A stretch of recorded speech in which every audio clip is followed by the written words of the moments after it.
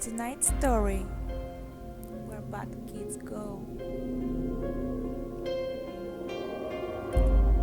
I must have been 6 or 7 when I lived in Lebanon. The country was ravaged by war at the time, and murders were common and frequent. I remember during a particularly vicious era when the bombings rarely stopped, I would stay at home, sitting in front of my television, watching a very, very strange show.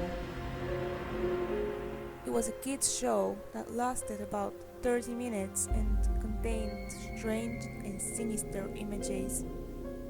To this day, I believe it was a tiny, veiled attempt on the part of the media to use scare tactics to keep kids in place.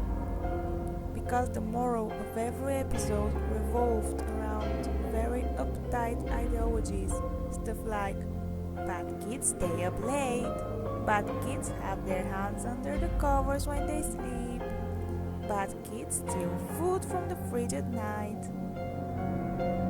It was very weird and in Arabic to top it off. I didn't understand much of it, but for the most part, the images were very graphic and comprehensive. The thing that stuck with me the most, however, was the closing scene. It remained much the same in every episode. The camera would zoom in on an old, rusted closed door. As it got closer to the door, strange and sometimes even agonizing screams would become more audible. It was extremely frightening, especially for children's programming. Then a text would appear on the screen in Arabic reading, "That's where bad kids go." Eventually, both the image and the sound would fade out, and that would be the end of the episode. About 15 or maybe 16 years later, I became a journalistic photographer. That show had been in my mind all my life, popping up in my thoughts sporadically. Eventually, I'd had enough and decided to do some research. I finally managed to uncover the location of the studio where much of that channel's programming had been recorded. Upon further research and eventually traveling on site, I found out it was now desolate and had been abandoned after the big war ended. I entered the building with my camera. It was burned out from the inside.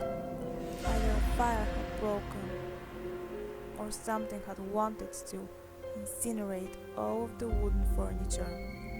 After a few hours of cautiously making my way into the studio and snapping pictures, I found an isolated, out-of-the-way room. After having to break through a few old walls and managing to break the heavy door, I remained frozen in the doorway. For several long minutes, traces of blood, faces, and tiny bone fragments lay scattered across the floor. It was a small room and an extremely morbid scene. What truly frightened me though, what made me turn away and never want to come back, was the bolted, caged microphone hanging from the ceiling in the middle of the room.